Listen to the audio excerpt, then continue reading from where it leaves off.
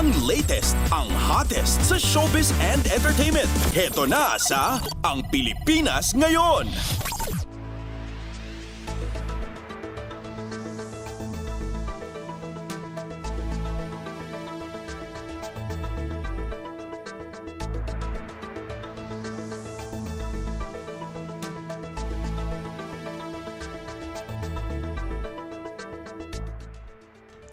Hello, magandang araw sa ating mga chismoso at chismosang nag-aabang ng ating balitang artista.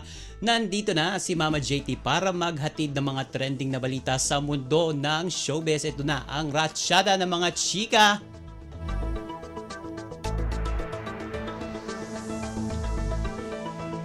Okay, nagsalita na si Sara Labati tungkol sa pagkakaroon niya di umano ng bagong karelasyon matapos ang hiwalayan nila ng asawang si Richard Gutierrez.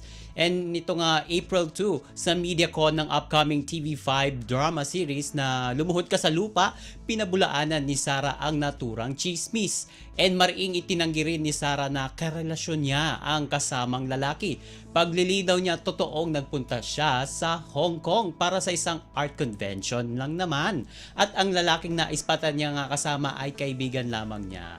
And pagdadagdag niya, pangarap na niya ang mapuntahan ang mga art exhibits sa iba't ibang panig ng daigdig.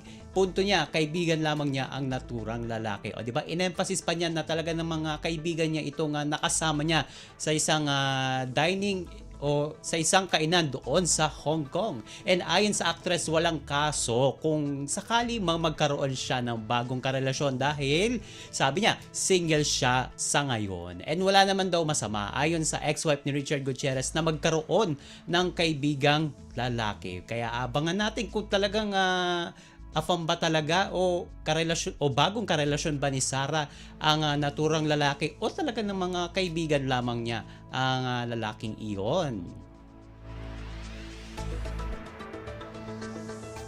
Samantala, ito kay balita mula kay Catherine Bernardo, dagdag kilig ang hatid ng dalawa o ni na Catherine Bernardo at Alden Richards kasi nagpasurpresa itong si Alden Richards kay Catherine Bernardo and spotted kasi ang pambansang Bay habang binibigyan ito ng birthday surprise si Catherine Bernardo. And sa video na ipinost niya sa X platform, makikitang may malaking bouquet ng pulang rosas at regalo na inabot si Alden kay Kat. Pero ang highlight ng naturang event na yon ay ang pagyayakapan ni na Alden at Kat. O di ba parang nung nakita ko yung picture niya, talaga namang nakakakilig, parang manliligaw ba o talaga namang umaakto na sila na parang lovers, o di ba?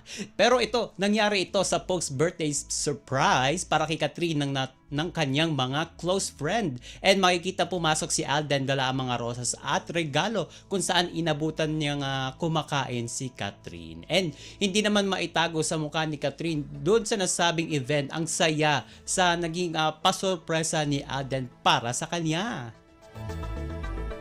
And abangan natin yan kung talaga namang madedevelop ang dalawa higit pa sa kanilang naging pagsasama sa Hello, Love, Goodbye. At sa panghuli nating chika for today, ipupush na ng bonggang-bongga ng kapamilya singer na si Morissette Amon ang Visayan songs bilang pagtulong sa pagpapalawak pa ng original Filipino music. And nais ng tinaguriang Asia's Phoenix na i-uplift pa ang mga Visayan songs sa local music industry tulad ng ginagawa ngayon ni na JK Labajo, Kyle Echari at si KZ Tandingan.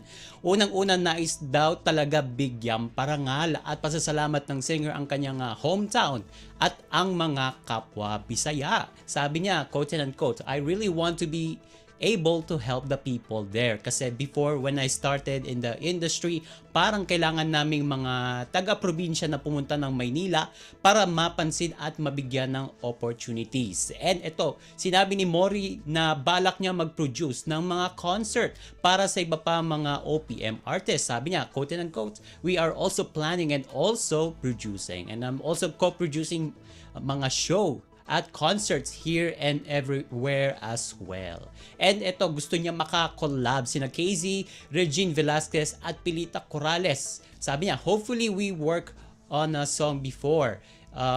Or hopefully we work on a song before, English and Tagalog by Kiko Salazar. I think it's also due time niya o due time na. O sana 'di ba para mas lalo pang yumabong pa ang ating original Filipino music sa pamamagitan ng pagpapalaganap ng mga Bisayang songs sa pamamagitan nina Morissette, KZ at JK. And OMG, wala na tayong oras para sa ating balitang artista. Maraming salamat mga kachismis sa pakikinig sa aking mga chika for today. Ako po si Mama JT para sa Radyo Pilipinas World Service.